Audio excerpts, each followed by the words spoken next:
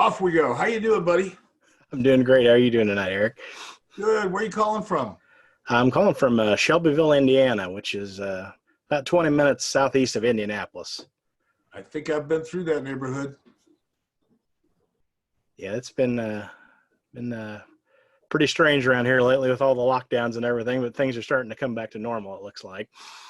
Yeah, it's starting. We'll see what happens. It's going to be interesting to see what happens over the next 2 or 3 weeks with all things opening up and whether or not there's a spike or another resurgence or whatnot. And if there is, it's going to be ugly. And if there's not, hopefully things will open up a little quicker and in a more safe fashion.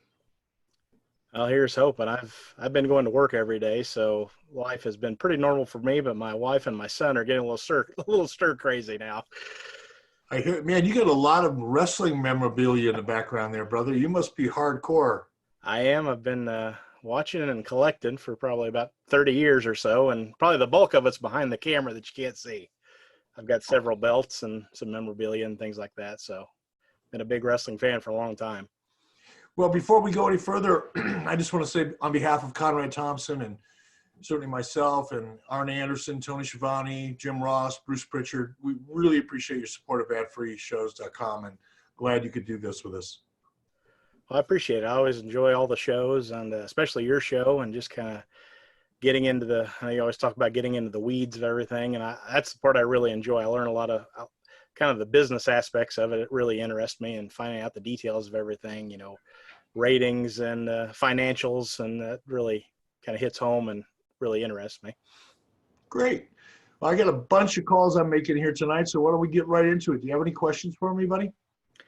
I was just I know you've probably covered this 100 times on other calls, but I still think one of the best angles is that Sting Hogan angle from 96, 97. That still stands out to me as the build up to that was so long that it's not something we see a lot. There's relatively short build-ups today, but that was so long, and that was when that came to that match, it was one of those deals where it kind of got chills. And I was in college, I wasn't a little kid, but I was like, I can't believe this is happening, and that was set up so well. I just any kind of other information, you kind of covered that on the show, but any other kind of insights into that, or could you maybe talk a little bit about that? I'd appreciate it. Sure. And I've had a chance to, over the last couple of years since doing this podcast, look at things that were successful, look at things that were unsuccessful. And rather than just talking about them on a surface, in a surface kind of a way and being positive or critical of, whatever thought went into it, what I really like to do is to break things down. If something really, really worked well, I'd like to know why. If something didn't work, I like to know why. Because the easiest way to replicate success is to understand why something succeeded or why something failed. And with everything in entertainment, in my opinion, there's a formula. And I think in storytelling, and I'm going to be honest, I don't want to say we stumbled into it because we consciously went into that story and planned that story, but we did it almost instinctively or intuitively. It wasn't like we sat down and said, okay, here's what's going to happen month 1, here's month 2, here's month 3, here's month 4, and then say, okay, each week, here's what's going to happen in any given month. It wasn't that. We were operating more off of feel than a really defined strategy. And I think over the years, as I've read more and learned more and, I had an opportunity to talk to people who are, writers of feature films or authors of great books, New York Times bestsellers and things like that. I've come to know that there's a formula. And I think with storytelling in particular for television, I now watch television. Like Ozark is one of my favorite shows now on I think it's on Netflix. And what I've learned is that by watching shows like that and learning what makes stories work and characters work, for example, with Ozark, I don't know if you're familiar with that show or not, but you're watching the journey of, a family who borderline shady and they became shadier and shadier, and they got themselves into a situation. But as you're watching that drama unfold, you're also watching, whether you recognize it or not, or consciously or subconsciously, you're also watching how the story begins to reshape the characters, and the characters slowly begin to evolve. And I think it's watching that is so compelling for people. And now I look back at the Sting story and I say, okay, knowing what I know now, why did that story work? And I think the same thing, there were a lot of parallels with that story. You know, Sting was, if you go back to the very beginning, you know, before he turned into that Crow character, Sting was the face of WCW. He was the Hulk Hogan of WCW. You know, he was the John Cena of WCW in his time. And when the NWO came in and kind of turned everything upside down, and as a result of that, the entire roster was kind of battling each other and nobody trusted each other. And that's when Sting, you know, the catalyst for Sting's character to evolve was the fact that people that he thought were his friends began to doubt his loyalty. That's what changed his character. And then as he emerged as he went from being the, you know, flat top, glitter, you know, Michael Jackson, so to speak, character, all of a sudden he morphed into this dark, kind of brooding character. And I think the audience was very interested in the evolution of that character. And then, of course, the story itself only made the evolution of that character more interesting. But I wish that much thought had gone into it, you know, when we created it. It didn't. We might have done an even better job. And certainly we would have liked to have paid it off differently, you know, in hindsight. But that was a really interesting story to tell. And I don't think we'll ever see, I mean, maybe we will, but, and I hope we do, but I don't think, it's been a long time since we've seen a story build over 4 months, 6 months, 8 months, or in this case, almost over a year. Yeah, I think that was the key to it, that just had such a slow, great build to it, and the finish and everything. But really enjoyed that, and that was kind of the time I got into WCW. I had a college roommate that got me. I mean, I'd been started watching WWF in the late '80s, and had got out of it just for a couple of years, and then got back into WCW, especially with Hulk Hogan being a bad guy. I mean, that was, as one of my friends said, that had to be one of the signs of the apocalypse if Hulk was a bad guy.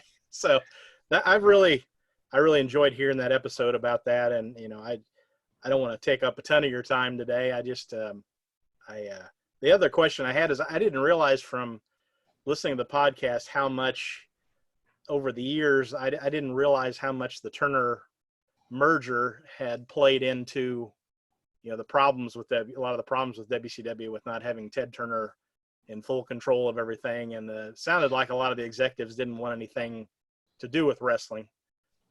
If you could kind of talk a little bit about that, was there just kind of a stigma with wrestling at that time, or was Ted the main driving force behind wrestling, or were there others in the company that were behind it? Or No, in fact, there was nobody else at the senior executive level. You know, people who were on the executive committee at Turner Broadcasting, for example. Ted was the only one on that committee that really wanted WCW to remain a part of Turner Broadcasting, and that was the case from day one.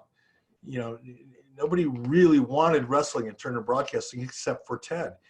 And then, you know, in the years following the launch of WCW, not only was WCW losing millions and millions of dollars every year, but there was a tremendous amount of bad publicity that came with it because of the way certain people conducted business and certain people ran the business.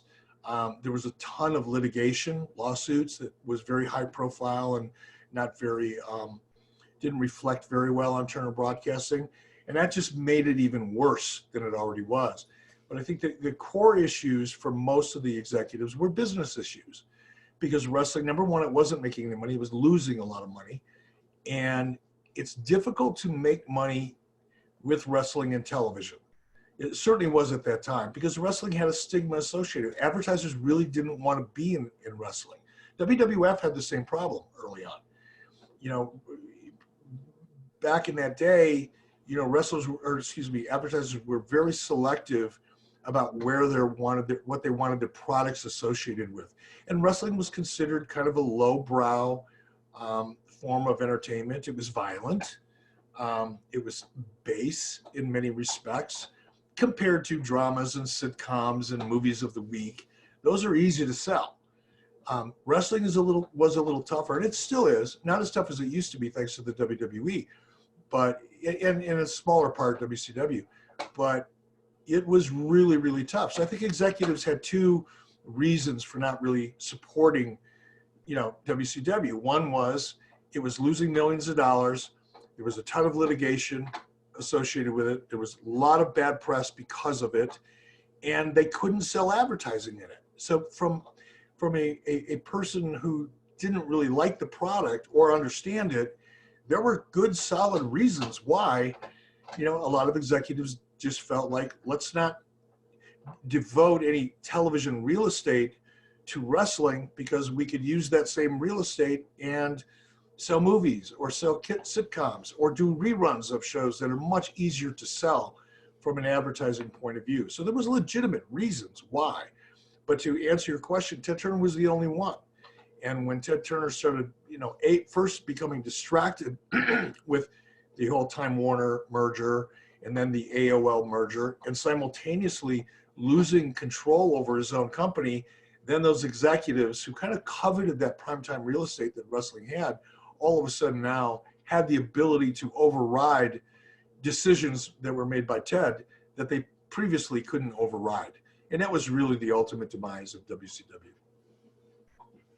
Yeah, that's interesting. Like I said, I didn't realize that was the case. I mean, you kind of hear the narrative over the years of WCW and some of the reasons, but I enjoyed hearing that on the podcast. And I don't want to take a ton of your time. I know you've got a lot of calls to make, but this has been a fairly successful promotion. When Conrad called me, I think Friday afternoon or Friday evening, or actually he texted me and say, I have this idea, and maybe you'll call people that sign up. And I said, I don't want to call people. I want to Zoom with them so they can record it or clip it and put it on their social media and, let everybody know and that kind of thing. So he had a great idea. And of course I had to make it a little more complicated. And I didn't think that it would be as successful as it was, and neither did Conrad. But I got well over 72 calls to make over the next 2 days. So holy cow. Yeah, I'm a little busy. Well, I appreciate the promotion. I love the show. Like I said, keep getting in the weeds. I love to hear that kind of stuff. And that period of WCW there in the late 90s, in the mid 90s, the late 90s, that was one of my favorite times in wrestling.